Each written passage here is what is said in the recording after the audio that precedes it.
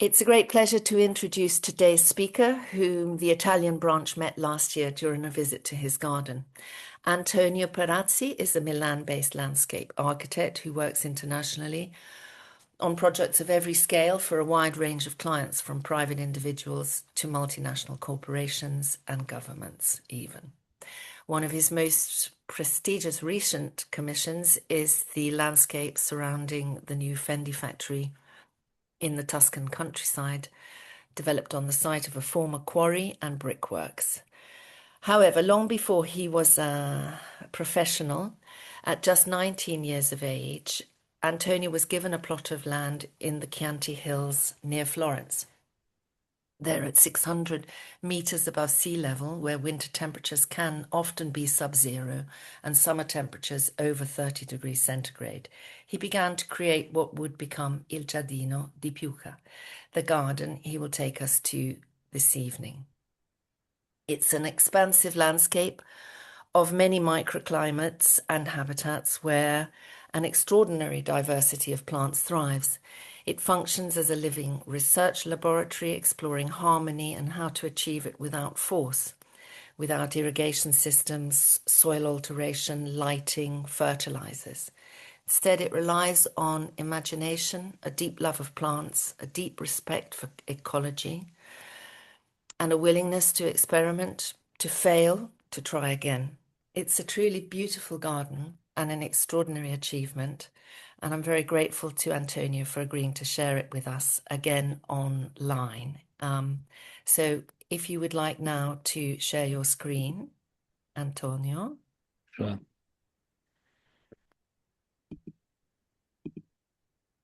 Equity. Okay. Good evening.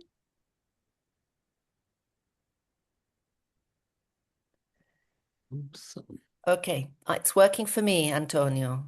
Yeah, Great. just a second, because I was at the end. We haven't learned how to do presentations in reverse yet. Okay, Great. good, Thank you for being with us.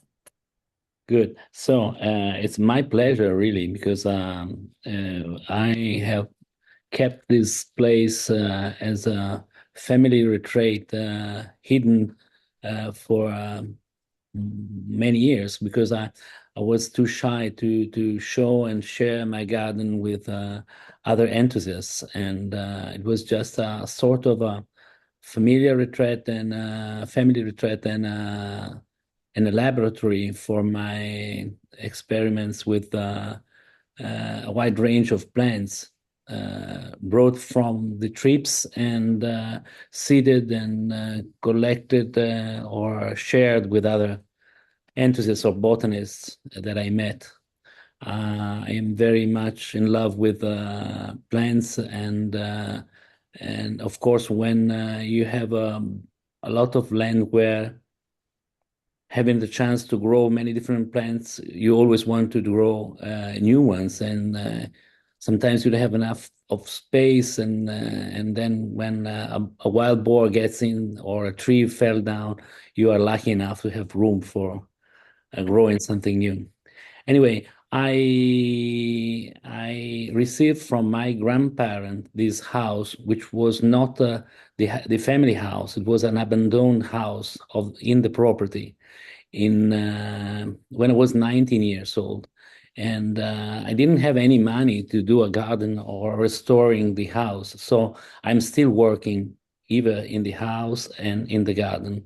And 2 years ago, we have restored all the northern part of the house, which wasn't already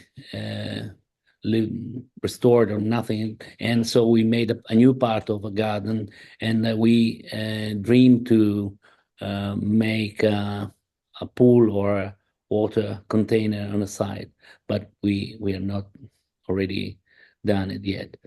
Piuca is a very wild place because it's on the Chianti Hills, on the Florentine Chianti Hills, where a lot of people went away during the 70s and the 80s. So there is few people living permanently there. And on contrary, we moved there during the COVID because my mother was still living in the family house down, was ill, and the kids, after some months, decided that they didn't want to go back to Milan, where we were supposed to stay and they were supposed to go to school. And so the garden has changed somehow in the last uh, 6 years. And because we are permanently living there, actually they are. I am keep on going in Milano every weekend and all around with my projects. And originally, Piuca was very much in love for all the family because it was an ancient monastery. And so it's a special place. I mean, even you can feel it somehow, this attitude of hosting people and facing the horizon down in the valley, because it's very up on a hill and protected by a big woodland all around. And the only thing that was there was this huge cypress on the back of the house and some strange plants, strange for a wild place, because there was a jasmine hedge and some dahlias coming out from the blueberries, from the blackberries, and uh, and some other rest of, let's say, a garden idea that nobody did it before. Anyway, due to the fact that all the members of my family were writers or journalists, so everybody was ta ta ta ta ta drink ta ta ta ta ta drink all the time, and I was one of the few kids of the family. They were very happy to send me up on the hill and giving me some land to grow, because otherwise I was making noise for them, for the standards that were used. And at the end, in a very small family, all the old ones died, and I had a lot of kids with my wife, and instead all the family moved up on the hill, and the family house now it's inhabited. We are still trying to imagine if we can do something around gardens and landscape and let's say a sort of a cultural trait there, but it is not operating at the moment. On the contrary, the garden with last summer has been open for some days of the year for visitors, friends, and enthusiasts. And we have some rules there. The only people working is us with the friends, and the kids, of course, have their own ideas of doing gardening. They love very much wild animals and animals of any kind, and all of them love very much to grow something. So let's say that, as I did, there is a part of a garden for the kids, a part of for my wife, a part of only mine around my studio there, and there is a sort of let's say giving and receiving from all the different environment there, which are very different, because we have what we call the borro. So it means that the water in a small creek pass through, let's say, from October to May. And so even if without water during the summer, you can really feel this humidity and this amount of water underground. And so there is a chance of growing in this acid soil a lot of different kind of plants. There is a woodland with which through the years have produced a lot of humus. So it's a very humus-rich soil. And of course, there is the clay, dry, chalky soil on the rest of the property, where is most useful for growing olives or irises, which we have increased a lot in the last 5 years. And we have planted as well some saffron.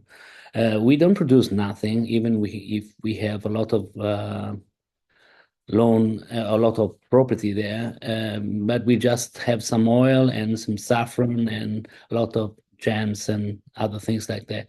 We love very much to eat our products from the garden, and so we keep on cooking and cooking and eating and tasting a lot of things that we have around.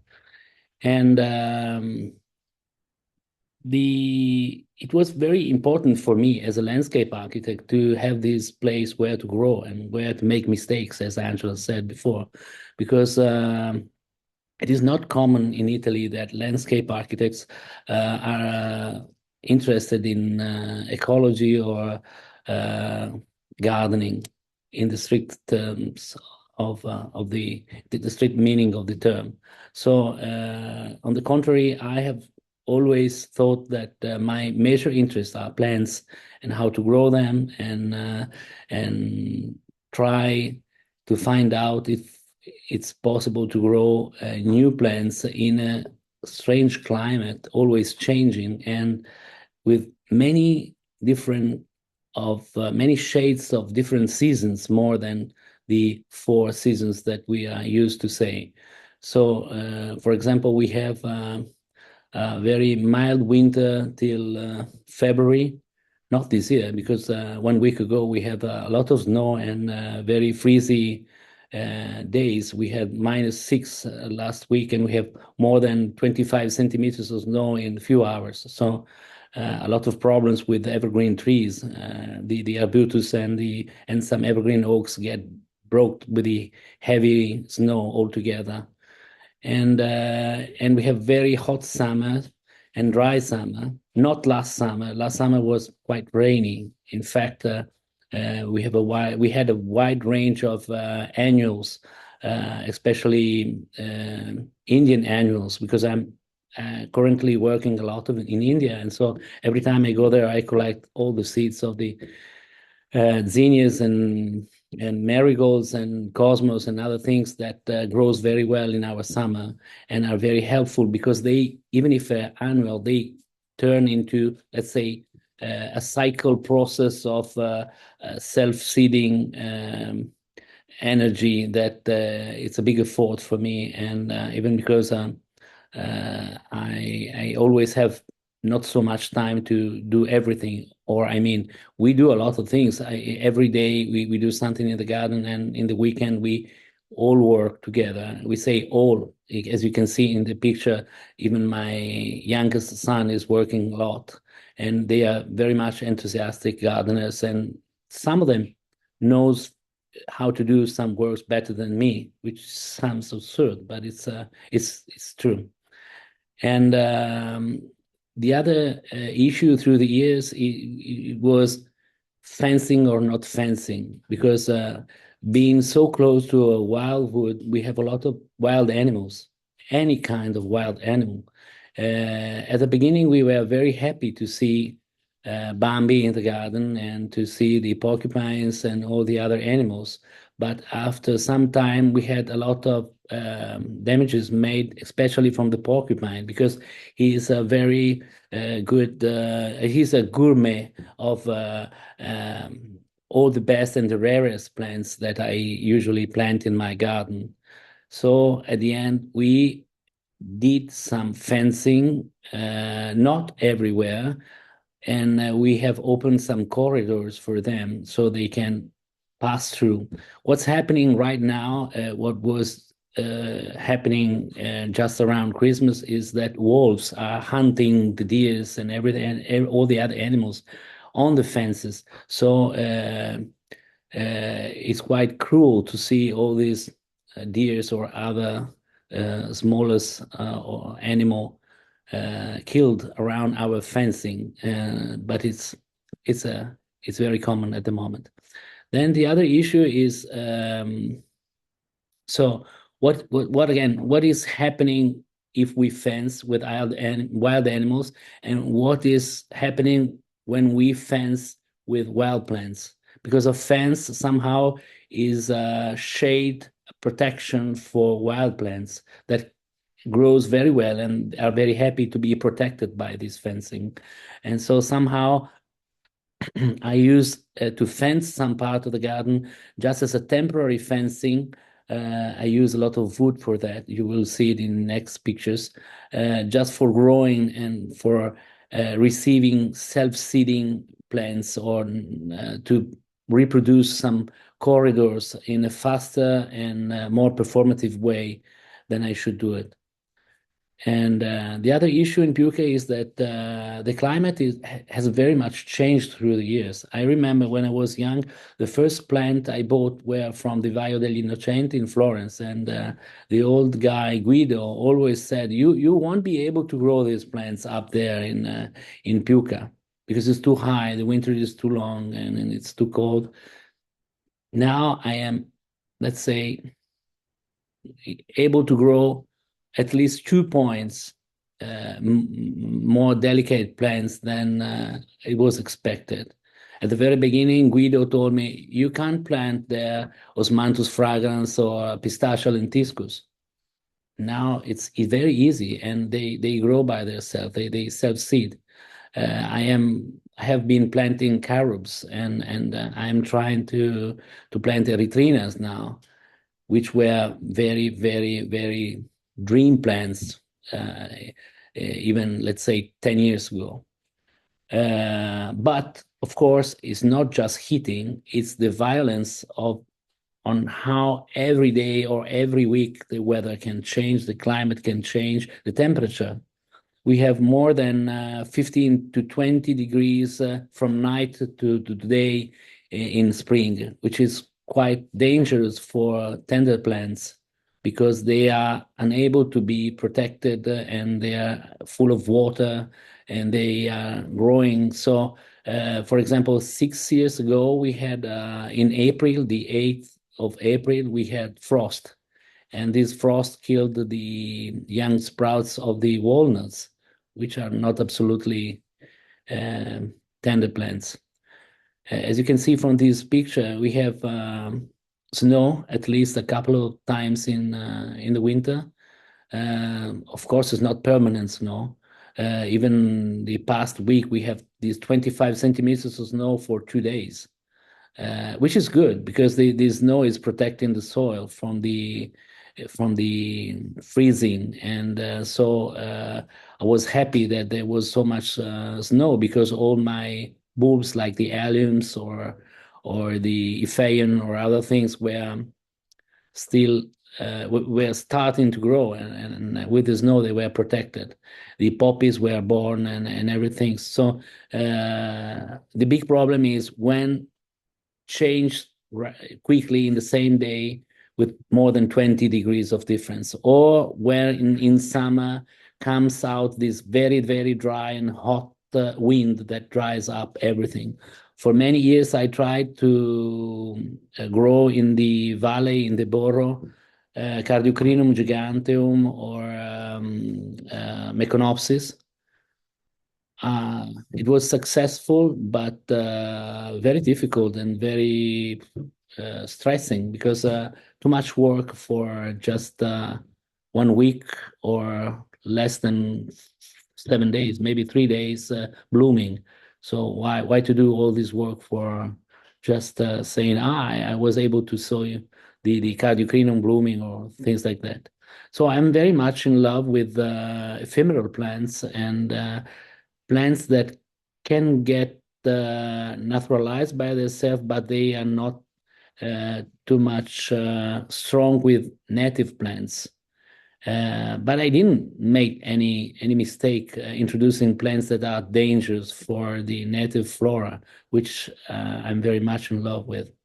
I start having some doubts on some plants, like for example, at the moment I was facing the window last week and I saw a lot of Poa violacea that quickly have covered all of a big portion of a terrace and much faster than I expect. So I think that I will have to move them.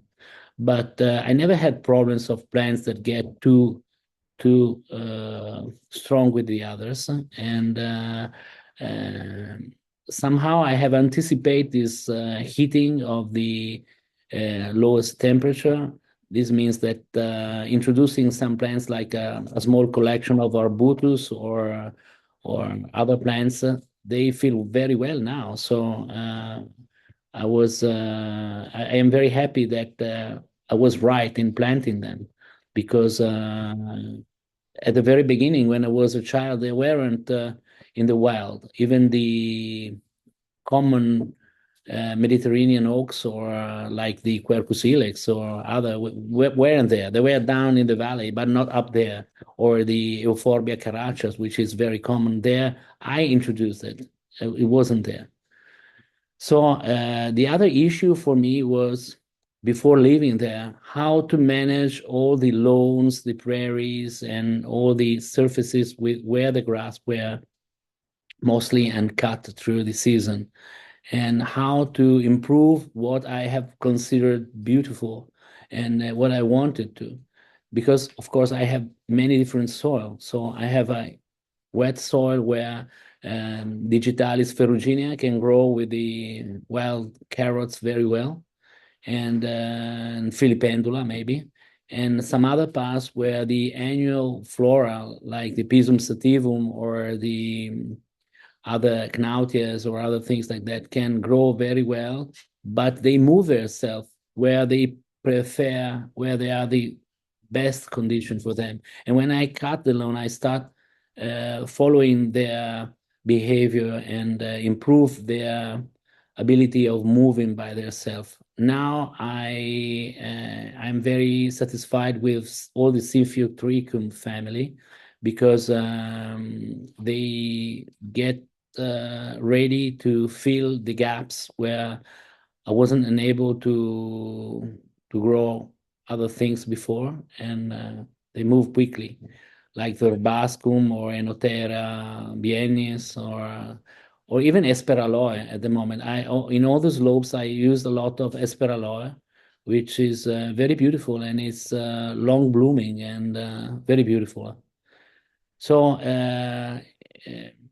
the core of the garden is this big lawn just under the house, which is raised up on a terrace, and it's a place where I have experimented through the year all this way of ecological cutting of the lawns, preserving these sort of isles of prairie where I improve the potential flora of every small centimeter of soil there. So it means that if there were wild orchids, I just improve the wild orchids. If there is only Melica ciliata, it's good for Melica ciliata with few alliums or maybe some Papaver somniferum through the season, but not more than that. And the result is very good. I mean, I'm very happy with that. And the shape is not really designed because what I have find out through the years is that I do the opposite of my professionalities here in Piuca.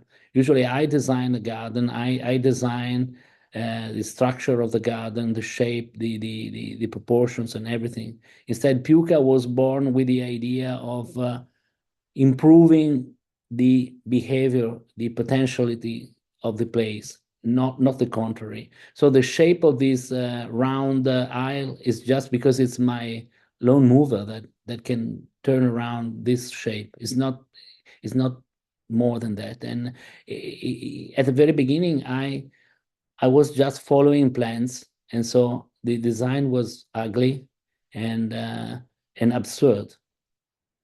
And then I start moving around and like pointing the beauty of a spot, and at the end it was much more interesting. And so it's a sort of variation through the years because it is very interesting how every year there are many plants that grows better than the other years or the year before. Some 3 years ago was the daisy year. 2 years ago was the poppy year. This year was the past year was the year of the alliums. They were beautiful and more than expected, and they have freely flower more than a month than I expected. This year I expect it will be the Achillea year, it seems to me. Of course, doing that without irrigation and without any soil alteration means that plants are some plants are very ephemeral, but not in botanical terms. I mean, ephemeral doesn't mean that it's an annual plant or a biennial plant. It means that some annual plants can turn as permanent resident of the Giardino di Piuca.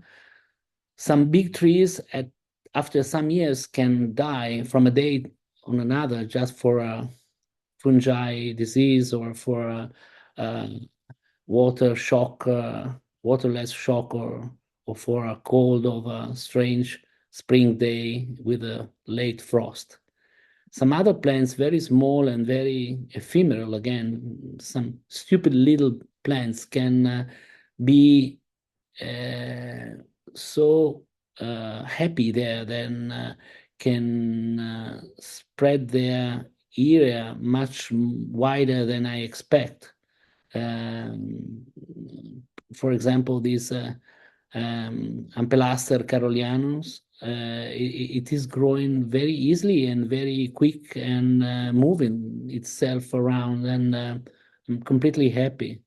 This cyclamen comb, the same, and some other plants, stupid plants like Daphne or some others can grow more than 5, 10 years, not more, like the Cotinus or not Cotinus, sorry, the Ceanothus, which are very beautiful, but they can't survive more than 10 years. And some other plants are very silly because they start blooming in autumn, late autumn, the beginning of the winter, even if they know, because they are permanent resident of the Giardino, that someday will arrive the snow and the frost, and they will get damaged, like the Narcissus tazzeta or these other um, Calicanthus, Korean Calicanthus on the bottom of the picture. Then I'm doing some experimentation with oaks, Mediterranean oaks. I have been collecting around many species, and I have seeded.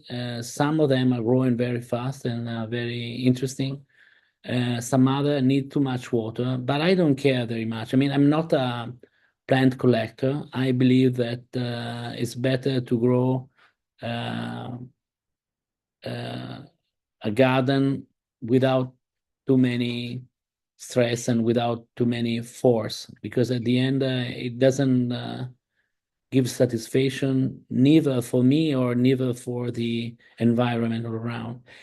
I have a lot of satisfaction with some plants, like unexpected to grow there, like for example this Pinus bungeana, which is 20 years old and now is starting showing his beautiful bark, or some other arbutus from the Canariensis to the Andracne or the Texensis or other, that are growing very well. And it is very interesting how they bloom in different seasons and how they grow with different shapes and everything. Then I am very much in love with some family of plants. As I said, I love very much the bulbs, any kind of bulbs that can be naturalized. At the very beginning, I thought that Iphaean were difficult to grow. Now I have problems in limiting them to stay in a part of the garden, or muscari or other plants. Um, I thought some plants were going to die after few years, like the Peonia Rocky or the Magnolia della Vai. Instead, they grow very well, and I'm happy about that. Sisters are very beautiful, and every time I find a new one, I try to plant it in Piuca. Some of them are not easy because they don't like the humidity of the winter more than the winter, the humidity of spring, of the long spring, because till June, till the end of June, there is a lot of rain, a lot of water in the air, and so some plants hate this, uh, and they really stop growing. They there is many disease in the roots and everything. Some other plants like euphorbias or the santolinas or the balota are really a passepartout now in the garden, and I'm very happy. I had the same problem of Ceanothus with the Genista etnensis.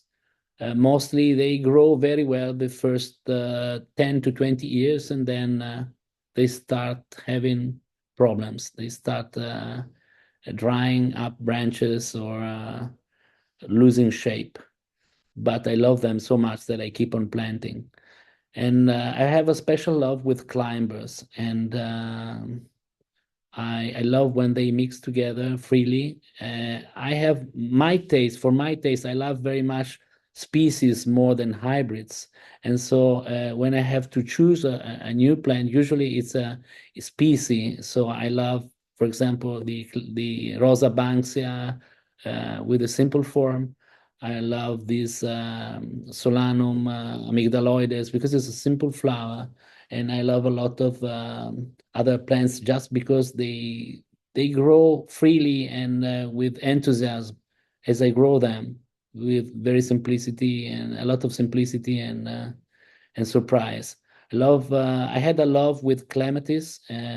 Some of them were very difficult to grow because of the weeds in the roots, and so I didn't want to work too much. So at the end, I prefer now the Viticella group or the Armandi or the Cirrosa, which is a plant that for absurd I love very much. Like I never can use it in the project because when I plant it, my clients say, but during the summer it's so ugly. You cannot have a dry leaf plant growing on a facade of a house or on a fence or whatever. And then I love very much small plants because they usually grow in season when there is nothing else. So Cyclamen repandrum or some violas or the um, anemone, any kind of anemone. It's very easy and very beautiful to grow there in Piuca. Of course, in the valley, I can grow a lot of vinca. Some years ago, I was invited for a conference in Japan, and I found some forms that I've never seen, and some of them are still growing very well. Some other I get lost, but the double form I get lost. Some irises are very easy to grow. Of course, the porcupine is eating them. All the rarest plants, he's eating all the rarest irises have been eaten by the porcupine. Um, but I am particularly in love for the unguicularis, which is really long listing, long flowering. It is flowering from October, November through March. So any other plant can list so long in Piuca. And then in the last 2 years, I've been planting a lot of Iris confusa in the valley because it's very beautiful. I believe it's nicer than Japonica and even stronger. And the slugs eat less the confusa than the Japonica. And with the some bugs, I have problems with the Lilium candidum, which was freely flowering through the region when I was a child, and I'm very much in love with it. Even because I call myself Antonio, so it's the Lilium of Sant'Antonio. So for me, it's a pleasure to have it. But I try not to use any pesticide or any other treatment in the garden, and we have been not using any, I think, in the last 20 years. And we only use the compost or the manure from the poultry or other animals, but we don't use any chemical in the garden, any kind. And the other beauty of this garden is that I have some shaded part of the garden where I can grow very uh, interesting plants, such as the Prunus mume, even if they don't live uh, very long. of course, because they are apricots anyway. So without any treatment, they start having diseases. But some of them, especially this white double form, it's very interesting and very strong. And in Piuca, this year start blooming for Christmas and is still blooming even if the snow and the winter arrived so early. Instead, the red form bloomed very lately, and but I love very much the shant. It's so good that I gave to my daughter the second name Mume because I'm very much in love with for the Prunus Mume. On the other hand, we have been planted a lot of exotic plants just because we love it, like Michelias or other Yunnanese plants, especially the Rosa di Lijiang, because me and my wife went 6 times plant hunting, let's say plant nerding in Yunnan with some Chinese botanists some years ago. We had the chance to go with the Austrian University at the very beginning, and then we became friends. And so we started going by ourselves in Lijiang, Dali, Zhongjiang, and even the Burma border and everything. And we brought back some cuttings or some seeds, and some of these plants are going very freely. The Lijiang grows now. It's well reproduced around the garden, and we keep on having new plants every year. So it turns a very big plant, very heavy and evergreen and freely blooming plant. So need a lot of space. So if some of you will come and visit me, probably I will share a plant with you. And in the past year, the 2025, we have beautiful, unusual blooming of many different plants. Again, from the Ceanothus impressus, which it's very funny because I didn't remember I planted any in a part of the garden, and instead I found 3 plants, and now they have been growing freely, and it seems they are going to live longer than I expect.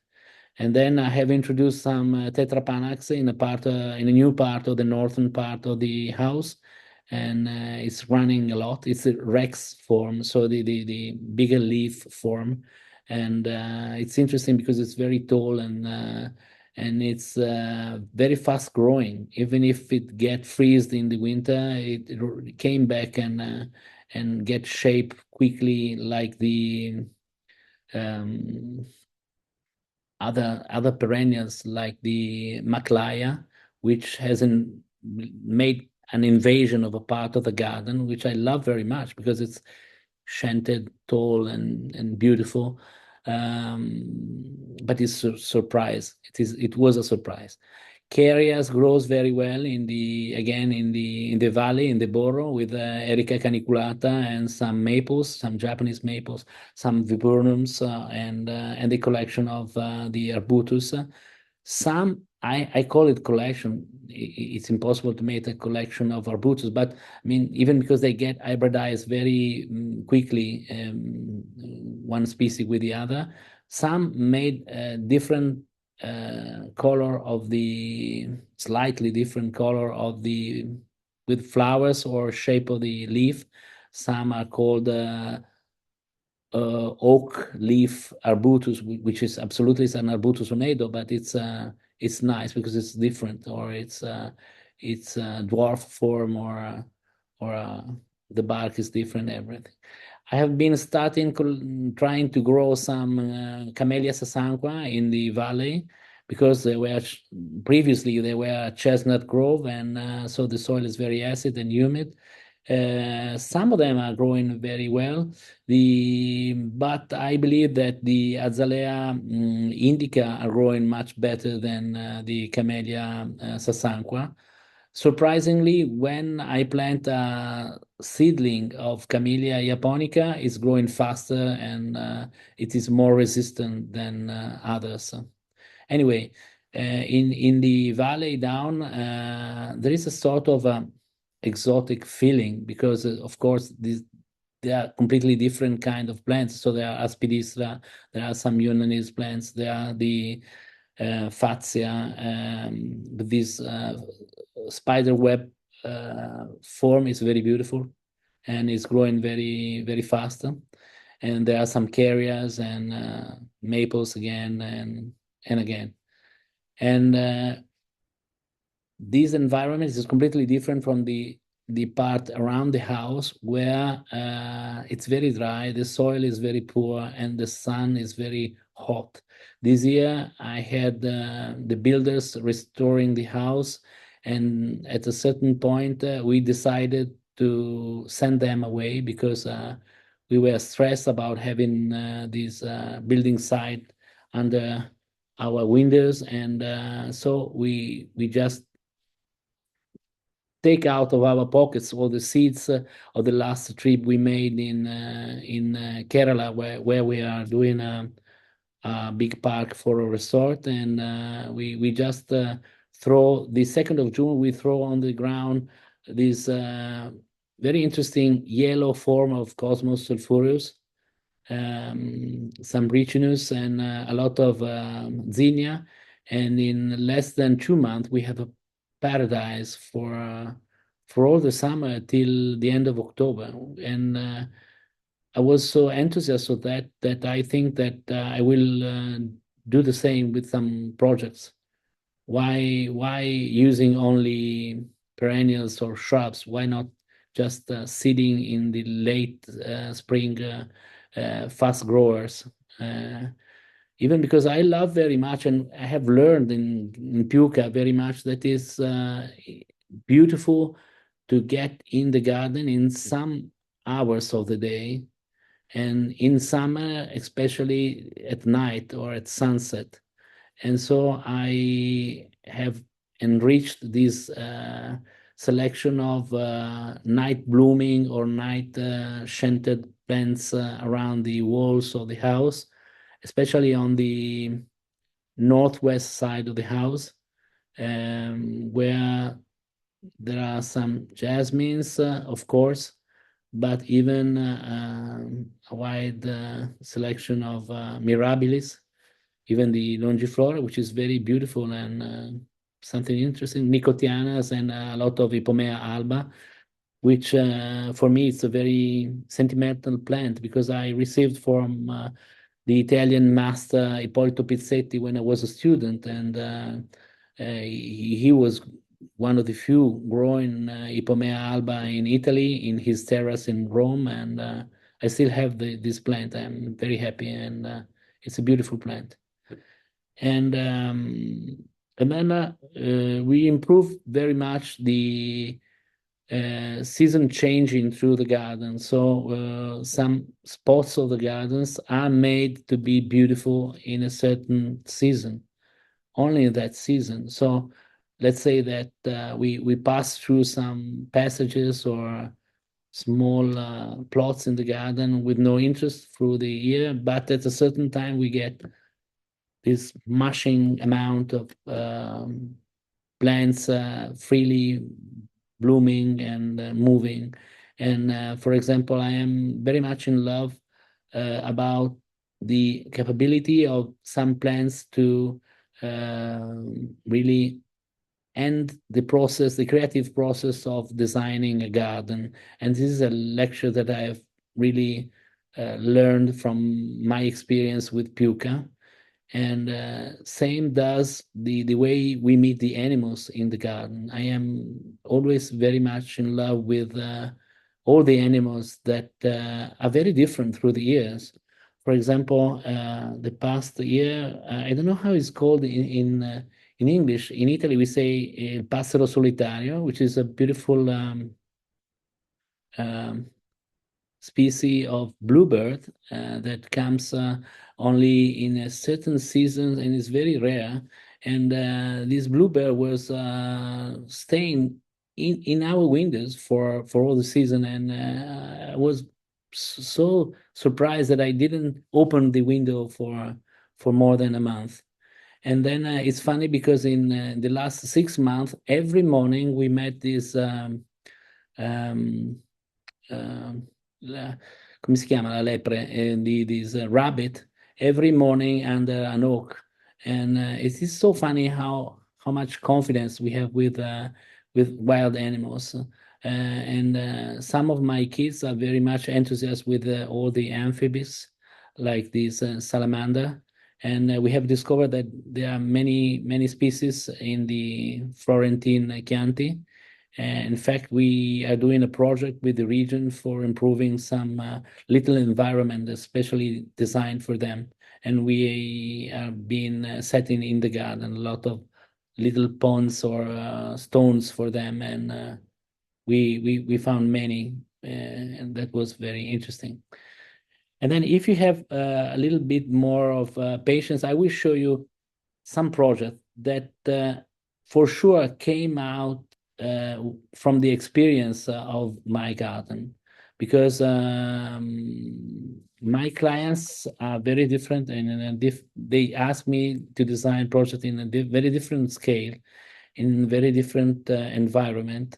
But in any occasion, I always talk to them about my experience with my garden, and my success and my unsuccess with doing things. For example, changing the soil, or growing plants, altering the soil, and being unable to control the invasion of some rural plants that can be ugly in a designed garden, not a self-owned garden.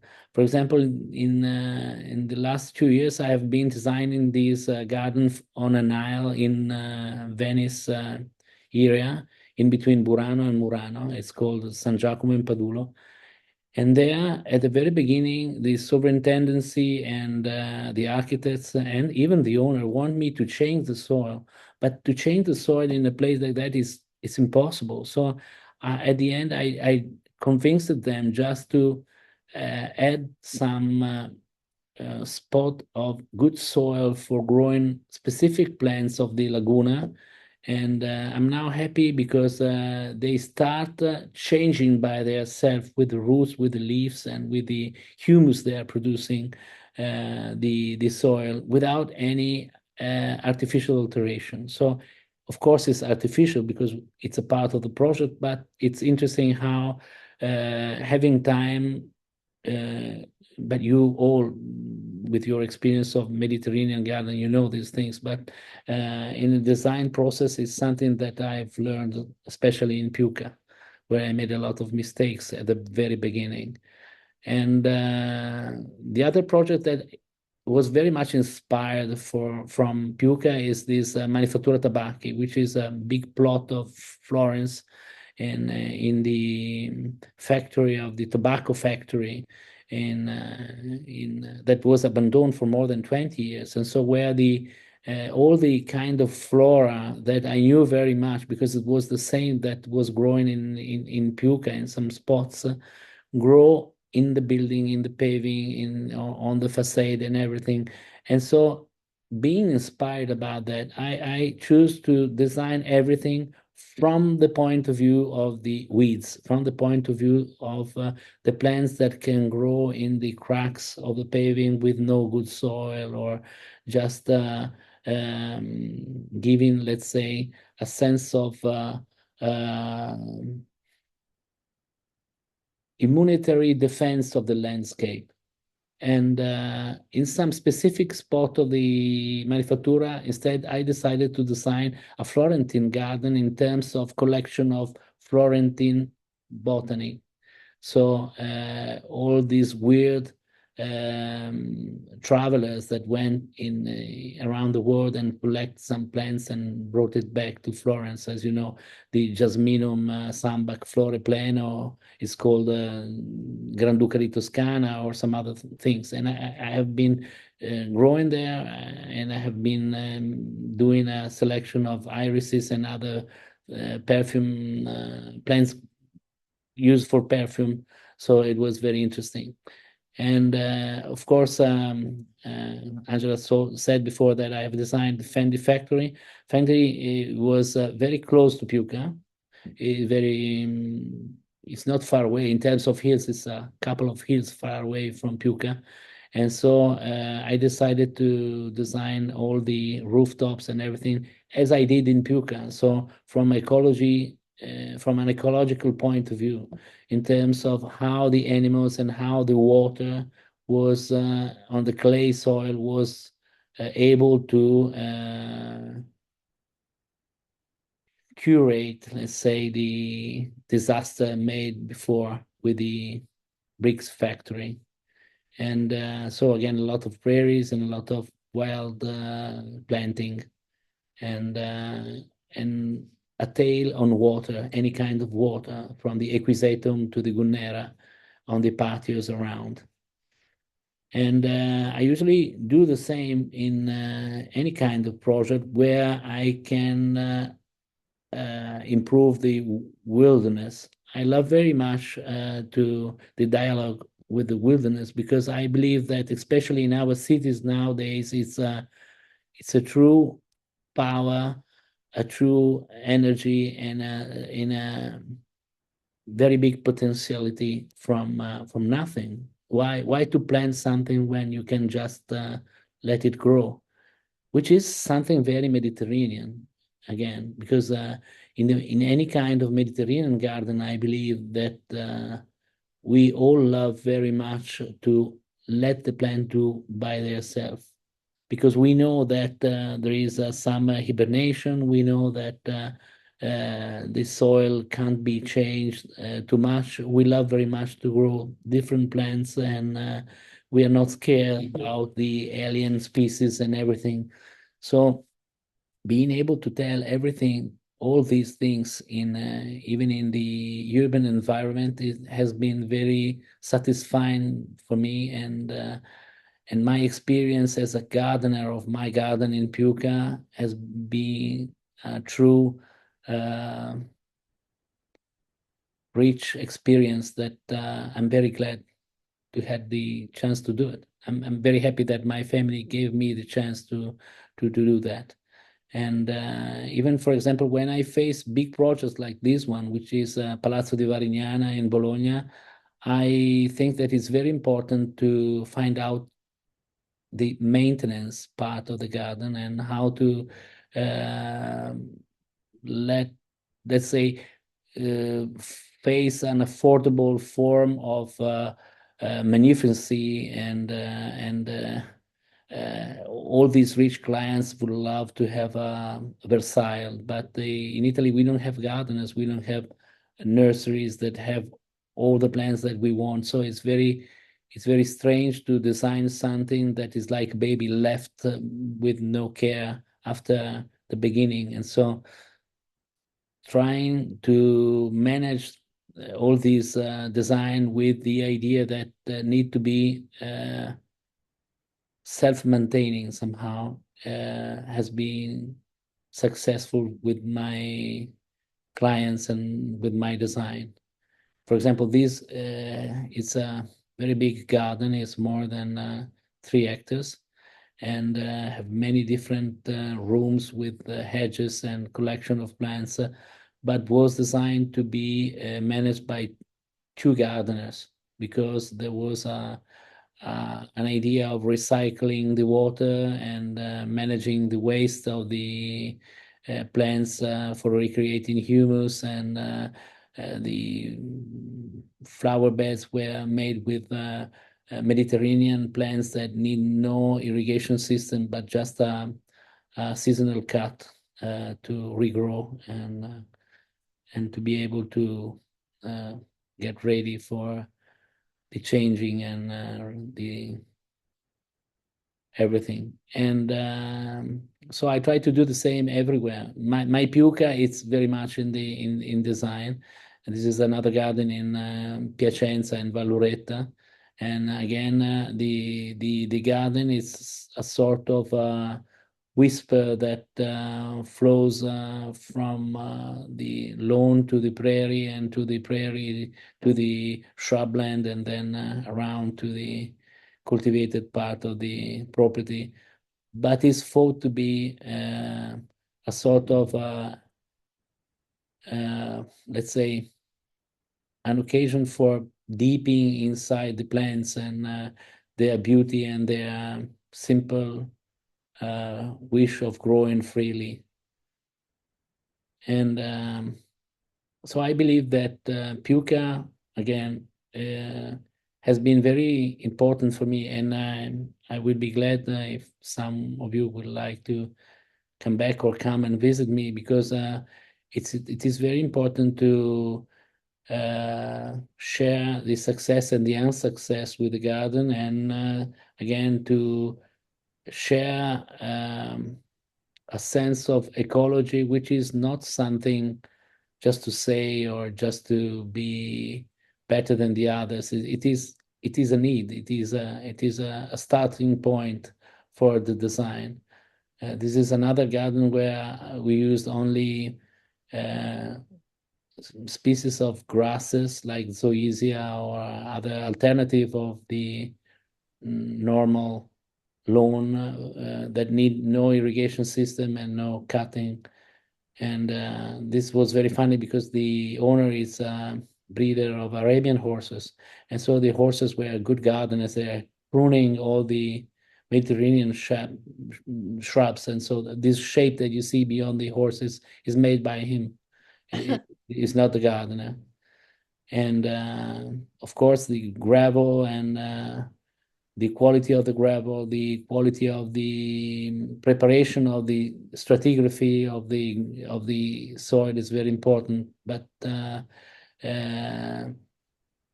it is interesting how the garden design have been changed through the last years, and I start thinking that there is something new, something universal.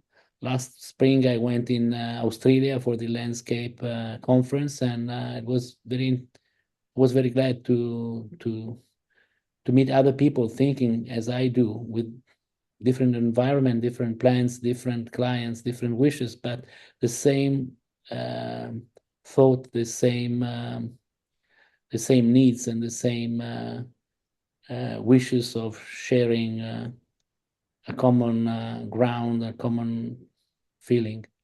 This is another garden I made Well, it. I think there are some people who've already asked, can they come on Okay, on the feed? So, and there are lots of questions, Antonio. So I think that you've given us endless illustration, both of the garden and also how you put it into your design. So if we may ask you now to answer some of our questions, that would be great. good. Okay. And thank you for sharing a magnificent presentation. I know that you obviously have much more of it. We could go on, No, but don't but worry. I think people would like to chat to you. Okay, Okay, so good. thank you. All right. So if you'd like to end your sharing now, and we'll go into the gallery. Um, if you can end your share. Okay. Is it ended? I see No, it's, you're still large for me. oh, I still, You I go put, down share, end share. for me it's ended. I don't know what's happening. Let me see. Yeah, Maybe. Angela, if it helps, this is Nicholas, that the share has ended. Okay. Okay. Is it good now? Okay. So my view is somewhat strange. Don't know why. I can see. Okay. Anyway, I need to see gallery. I don't know why I can't see. You want to see the what the I gallery? want to see everybody. And on my screen, I'm not seeing everybody. I'm seeing you and which is nice. And now I'm seeing Susan, large. Oh God. I don't know what's happened. Do you want me to start with the questions, Yes, Angela? And please. Why then, don't you go ahead? Go ahead. Sorry. So, okay, Antonia, this is okay. Susan Brooks from the Italian branch. She was with us last year when we came, and she's Yeah. going to field some of the questions that have been coming in on the chat all the way through the Okay. presentation. Okay, and Antonio, I fell in love with your garden and your way of gardening, and it was fabulous. It was absolutely fabulous. So, anybody out there, it really is worth a visit. Really, really, really. Okay, so the first question on the chat is what is your soil like? Now, somebody did answer it, but maybe if clay and woodland, would that be about right? In geological terms, it is said to be sandy clay soil, but it is very in Piuca there is a wide range of soil. So in the what we call Borro, which is the valley, we have absolutely a rich humus soil, which is somehow remembering to be a part of a wider quality of soil. So in summer get dry, and it's very difficult to give water to the plants, because at the very beginning, if it's humus rich and it's acid and it's full of compost and leaves inside, the water flows through and doesn't stay on the soil. At the very beginning, in the first year, I was using a lot of any kind of waste from the garden to protect the plants, but I had a lot of problems with mushrooms. So the botrytis was killing some plants, the roots. And so I prefer, for example, to use some cuttings or just the leaf, or in some part of the year the cutted grass, but not really covering with any other kind of chippato or Mulch. things, No. mulching. No, because it is too dangerous for the roots. Mm. Mm. And the rest of the garden is chalky, sandy, let's say. A chalky sandy. So up further up near the house, if I remember rightly, it's more of a chalky sandy situation and a sort of Yeah. In the vineyard there is a big line of clay, which is only there, and so the clay gets together a lot of water, or big difficulties in watering the plants. But I'm not planting nothing there, so I don't care very much. Well, I made a mistake because I have been planting originally a lot of Crocus sativus, a lot of saffron up there, but it's growing anyway. Even if it's too wet, it's growing. And when I started planting trees there, I wanted to replace some chestnuts, and I didn't make the good decision. They died, and I planted some oaks, some southern Italy oaks like the Quercus troiana or Quercus itabruensis. Itabruensis was growing well. The troiana not. I mean, it's growing, but it's not happy. And instead, of course, all the Cerro Suba, so the Quercus cherries and some cork oak are growing well. They are running. okay. Cork oaks. Okay. There's compliments for your garden at Palazzo di Varignana. Anna Salma said that she went away absolutely overwhelmed by the creativity of the creator. So that was a compliment for that. What is the name of the plant with the pink flowers just above the Camellia sasanqua, which I think is would have been.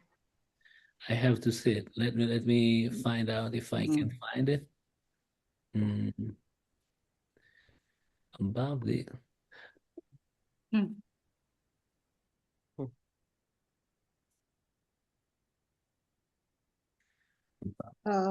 If I can speak, Angela. Yes, surely. It's my question. Perhaps I can help him in finding the picture. Okay, cool. There was a cyanotus on the first plant on the left. Maybe it's Erica caniculata. It is an Erica? Yeah, Erica Ah, caniculata. I didn't know it. Thank you very much. It's Thank a you. very beautiful plant, and this species it was a present from Vivaio Margheriti, and I was surprised because I never planted in my garden before because all ericas are very difficult to grow at the very beginning, even if around in Yeah. my woodlands is full of Erica arborea, which is very beautiful in April, May. It is really wow, it's something special. And but I planted this Erica caniculata in two different spots of the garden, and it's growing well, and it's doesn't care nothing, even if it is supposed to be not so good with cold winters, but it's growing. But even in a chalky soil, not There is acidic. not chalky. No, this I Okay. would say it is from neutral to slightly acid. Acid, sorry. Okay. Thanks. Thanks a lot. There is a question about, in fact, which rather interested me too, is the long flowering iris that you Yeah. said flowered from November Yeah, to it's Iris March. unguicularis or Iris stylosa. Iris stilosa. Okay. Stylosa or unguicularis. It is very beautiful and very different from all the other species because it's very it's a dwarf Very iris. low. It's like a grass. It is something like imagine carex or something like that. From where start blooming irises with 10, 15 centimeters high with big flowers, but very inside all the clutch of the leaves and everything. Am I correct in saying that the common name is Algerian iris? No, this is another one, Oh, sorry. I Okay. think. I Oh. think. But anyway, it is an iris from all the North Africa and uh, let's say from Greece to, for example, I saw some plants in the wild around the place around Strada in Chianti. There is a road up on the hill with a very different selection of plants around the side of the street, and there are some in the wild, some Iris unguicularis. And in Okay. Florence, in the old gardens, there are some white forms, which I don't have. I really would like to have it, but I never found it. And a pink form that I never grow. In Greece, I found it some in Peloponnese. Mm. Okay, there's another question about if the garden is open to the public and how would one get in contact with you or whatever. Please feel free to contact me, and we are not open through the year, but we open for friends and enthusiasts for 3 to 4 times of the year. And if we keep in touch by mail, we will tell you when it's open, and with pleasure. Usually, the best season for visiting the garden is from April to June, and then in the autumn.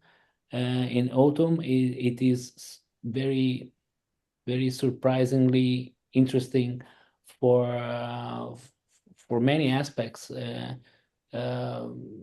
For me, it is a second spring, and it's very interesting because after the long dry summer, the plants are showing their best because the body of the trees, the bark of the trees, and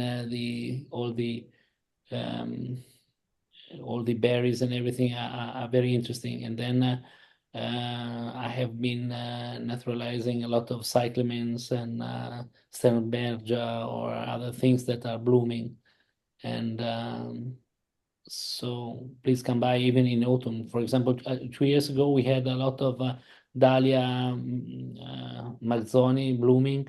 They were very spectacular because they get very, very tall in at the end of the summer, and many years they are unable to open completely the flowers because the frost arrived before. But 2 years ago was very beautiful. We had at the second floor, we had the flowers at the same height. So let's see, 6, 7 meters tall. So it was very, very, very impressive. Mm. There's a question about insect life. Has it increased?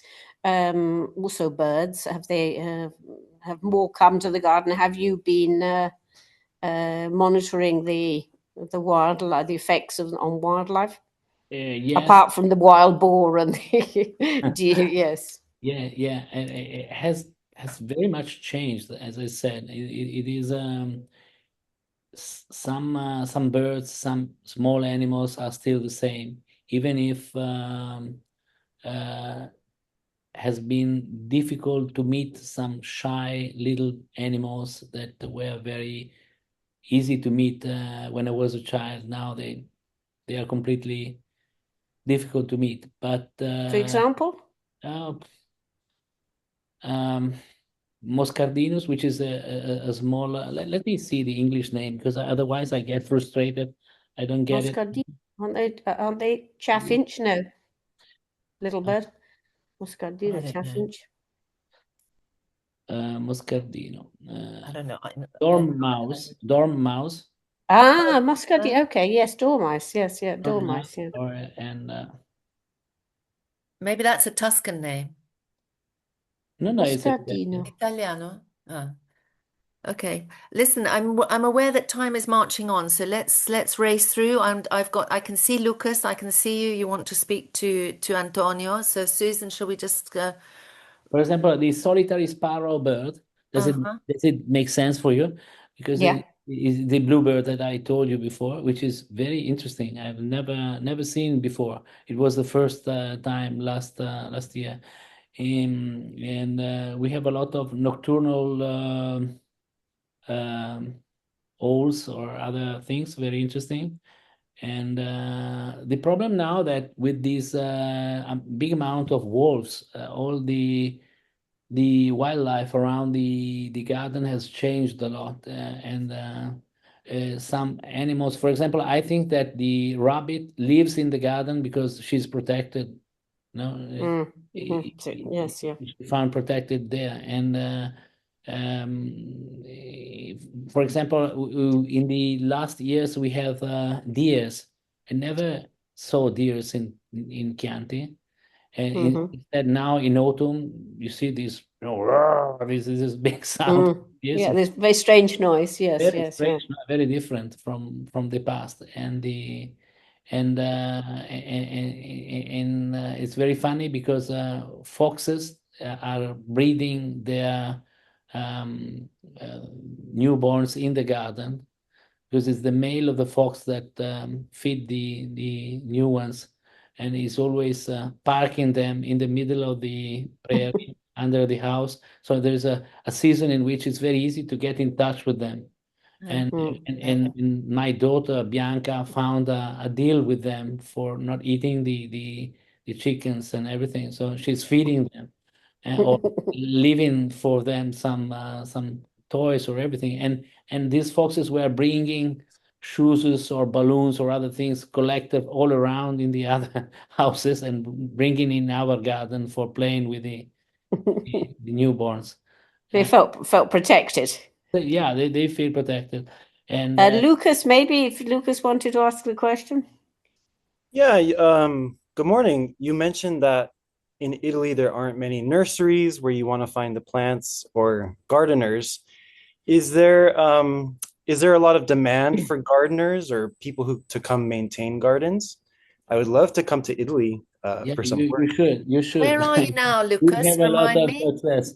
I'm in Santa Barbara, California. Ah, va bene, okay. In Italy, there are a lot of nurseries, but they don't have the numbers or the range of species that they have in their catalog. So, for example, the first time I found the Arbutus andrachne was in a very famous and big nursery, and it was sold as a common strawberry tree. Mm. They didn't thought it was Butchers and Dragons. So I get mad and say, how can I take this? Because I recognize it. They didn't knew that. But there are a lot of small nurseries of enthusiasts, and they grow any kind of plant, even unexpected, rarest plant. But of course, it's just like, a private collection or something like that. Many years ago, when I started doing garden design, there was this place, fabulous place in Biella called Mini Arboretum of Guido Piacenza, who is one of the more sophisticated cashmere company in Italy. But he is very much in love for plants since he was a child. So at that time, he was a 70 years old man with this very small nursery of the rarest variety of any kind of plant you can imagine, sold just because you could have been taking his attention. Otherwise, he doesn't have any interest in selling it. If I can interrupt, Antonio, he's also the guy who said to me, well, there's only about 6 gardeners in Italy. Guido Piacenza mi ha detto così. Yeah. So when you ask, is there room for professional gardeners? I mean, what can we say? Because as a nation, obviously we have pockets of great wealth. To have gardener, you need a budget, okay? And a lot of people in this country who live in cities, they have apartments, at the seaside, they have apartments in the mountains, they ski. So there's a lot of people, I think, as a population, we have less gardens in Italy than we would have, for instance, in England. But And therefore it's less, but the fact is, yes, there is a shortage of gardens, so come to Italy. And, there are some very talented people working, right, Luca? yeah. Sorry, Antonio, in Yeah. Well, big private estates. Well, I have a 23 years old son who is in his studies for landscape architecture, and I start saying to him, "Why don't you go to Terremoto Landscape for a garden session, and you stay there as a gardener because you will earn more money and more satisfaction than doing a garden design with me in our office in Milano." Because I believe that the silly situation in Italy is that we have a beautiful nation with all the climate that you can imagine, because we go from the tropics of Sicily to the Himalayan or Alpine region up on the hill where you up in the northern part of Italy where you can grow Himalayan plants or any kind of alpine beauty. But it's all in the hands of some passionate, as Angela said. So all the rich people that is doing garden think that they can have a common gardener for maintaining their garden. In this month, I have been designing a very big park in Piedmont for a film director, and he is a beautiful person, and I'm very happy on this project where I have been working with no limit for more than a year, I think, and I go there every week, and I am very scared now because I am unable to let him understand that we need more than one gardener. And his wish and my design for a glass house is not just for having a new architecture, but is for having the chance of growing some plants and reproducing some plants. And so when we came to England last summer for visiting this glasshouse factory, and I was discussing about the heating, the light, the table for the reproduction and the watering collecting system and the aerating heating on the paving and everything. This guy, who is a very beautiful and smart guy, was looking at me like saying, but what are you talking about? I mean, do we need all these things?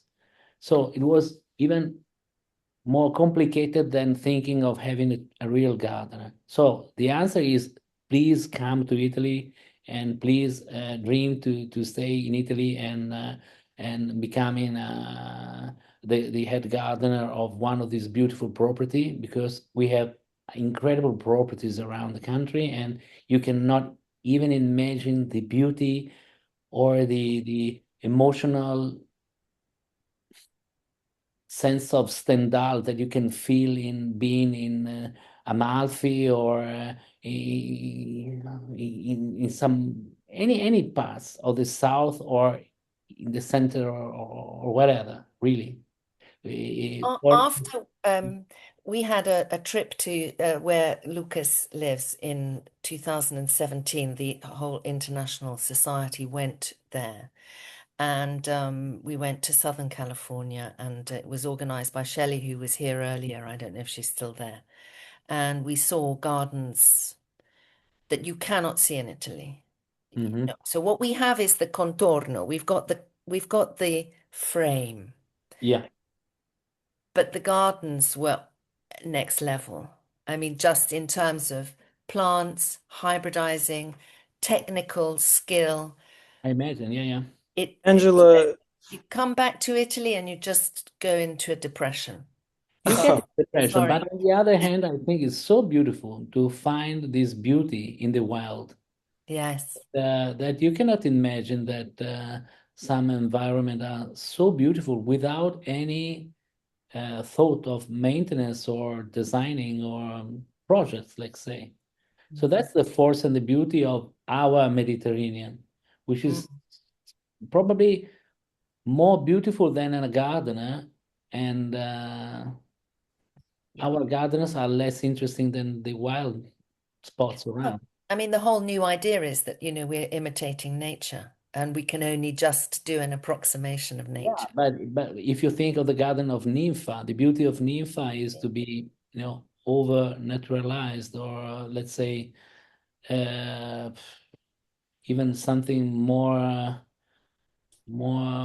poetical or more interesting, more inspiring than just the sense of romance of the ruins and just the plants growing in it. So it's very difficult to enter in the mind of the Italians in terms of gardeners. For example, when I was younger, I didn't love any of our historical gardens. I wasn't interested.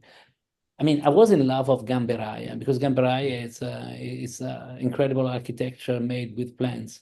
I was very much in love with Villalante or other gardeners that have this idea of ancient beauty and ancient knowledge of growing. But I wasn't interested in seeing these abandoned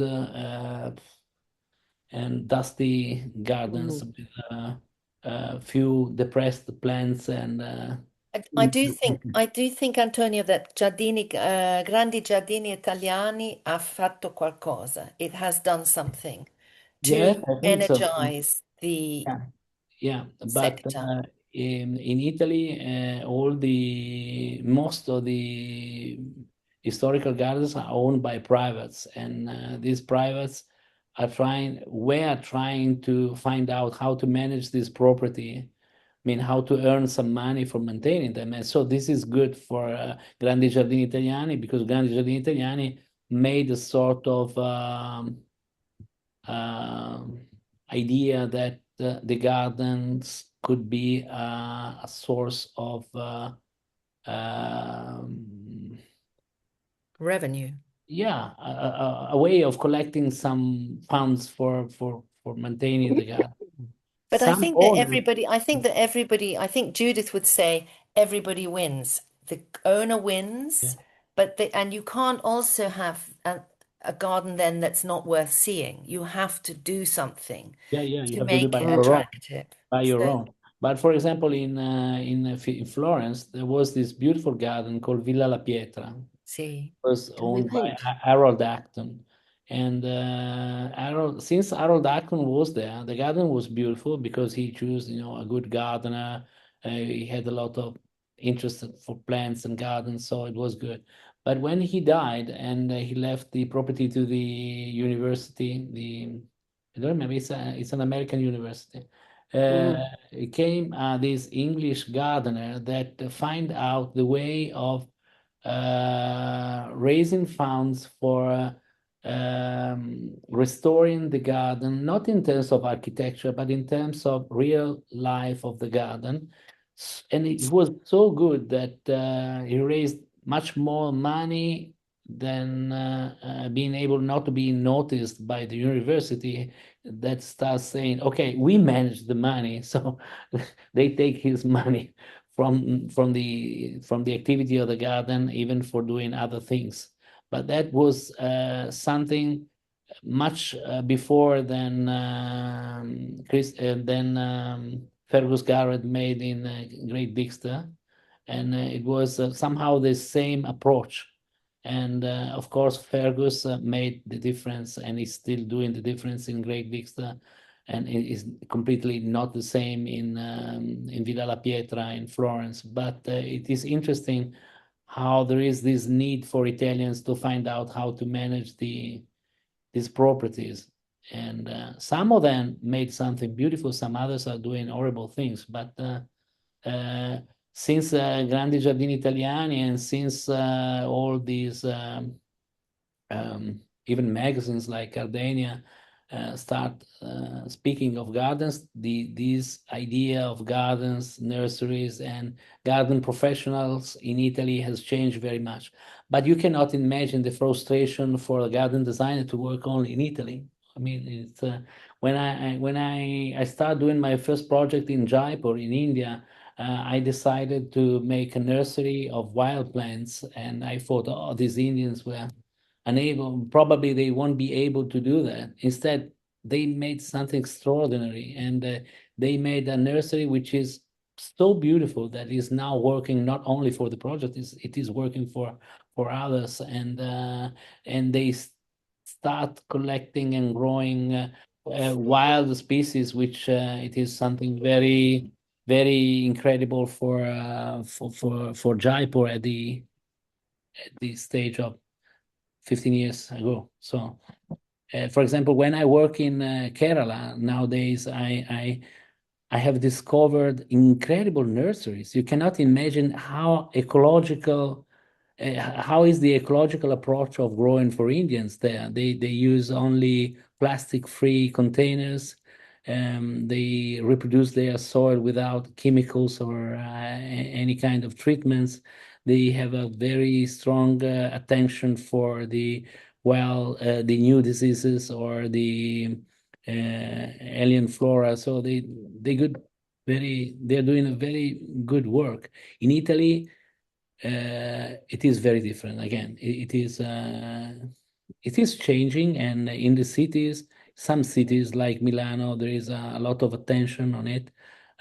For example, in Bicocca, we are doing a big project for a university area that was originally designed in the 80s by Vittorio Gregotti, who is one of the masters of the Italian architecture. But we had to fight with this idea of recreating a group of people and raising the funds and everything. So it is complicated anyway. But I love very much this Mediterranean approach, again, not because I'm talking to you, because I believe very much that the Mediterranean approach to landscape and the taste of the gardens is very different from all the other parts of the world. Okay, there was just one last question. I think one last question, but I got a little bit lost actually at a certain point. But anyway, it's something very simple is, do you water Iris confusa in the summer? No, I never water wild species in the summer. even if they are ugly or they look drying. I just I do that. When it's going to last too long, the dry season, I just water with a big amount of water all together. Let's say I spray the water with some sprinklers, but it's a temporary sprinklers. I have any watering system in Piuca, so I just open the water for, let's say,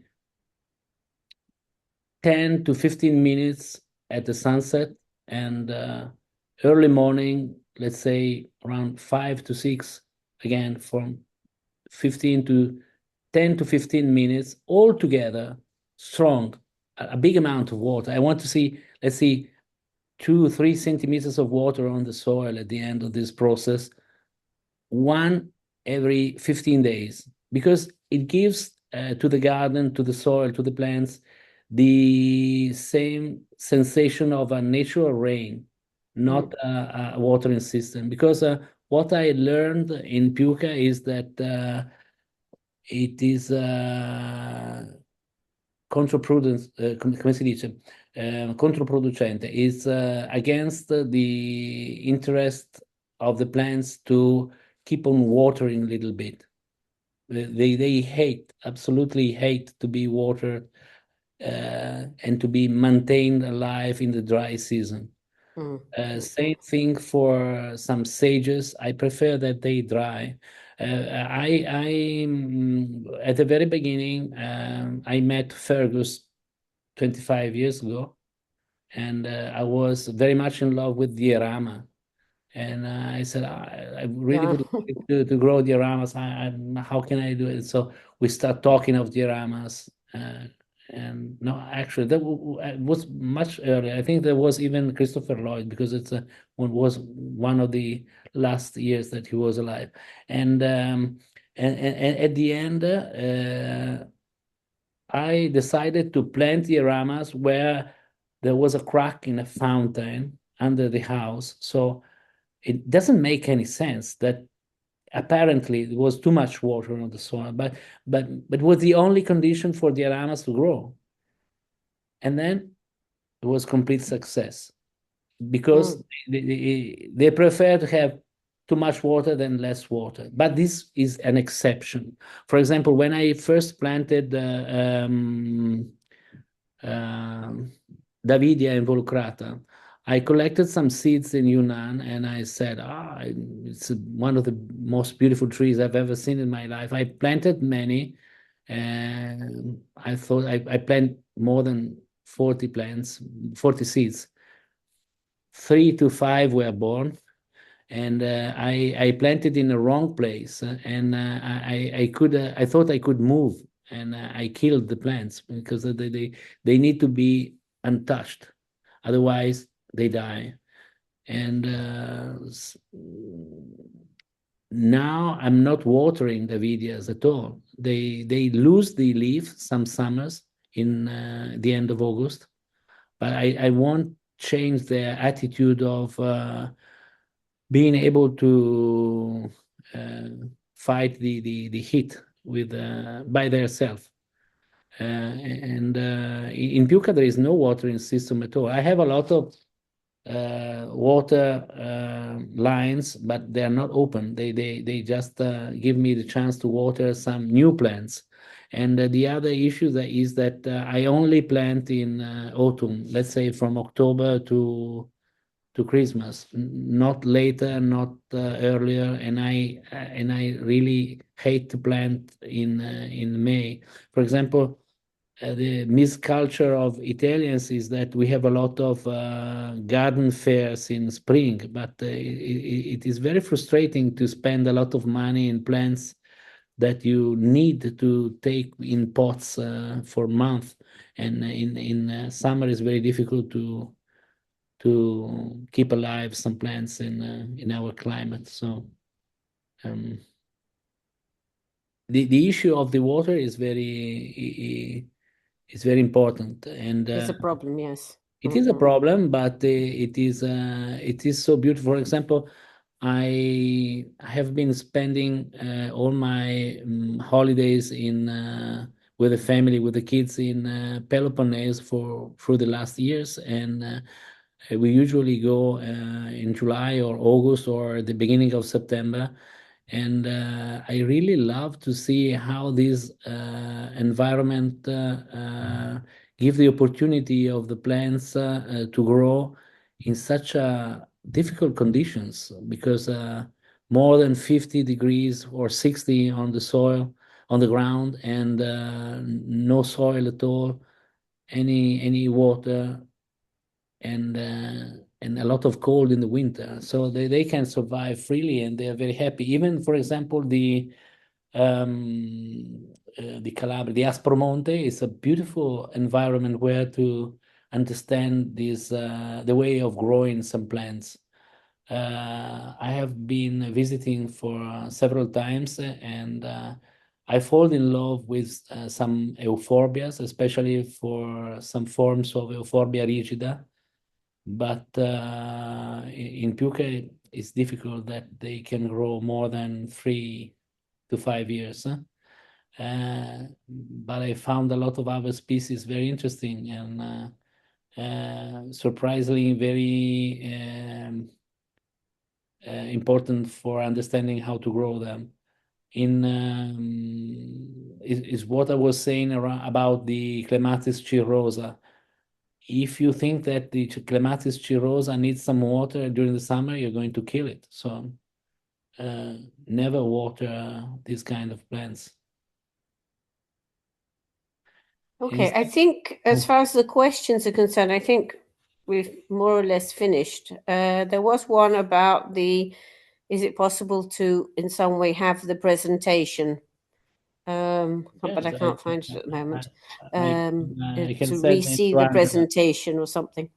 I can send to Angela. And then there is this documentarist called Emilio Tremolada, who spent the last year, more than a year, 1 year and a half, shooting in Piuca, and he ended this documentary on the garden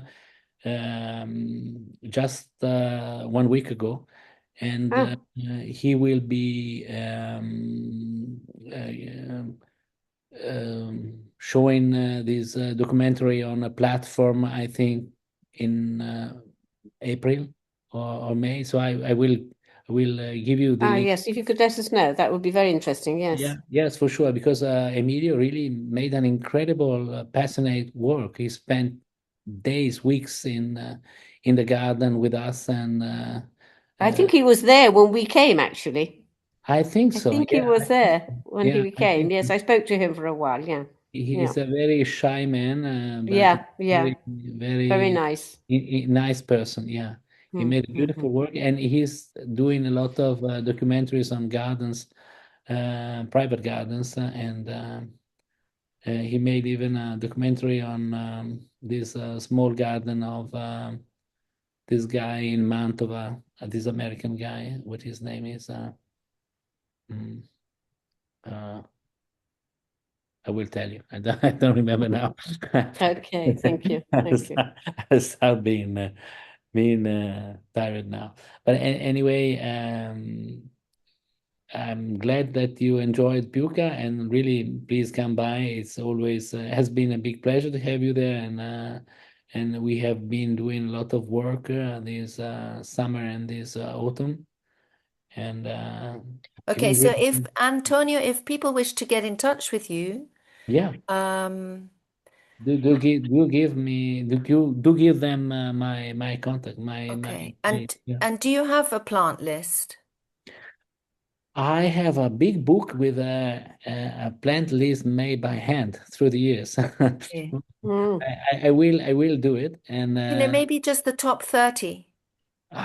If you can, if you, yeah. it's, obviously I Yeah. understand you're busy, but I think people No, would love it. I am very, very happy and very privileged because my son Olmo, who is now 16, is an enthusiastic gardener. He spent all the Christmas holidays in preparing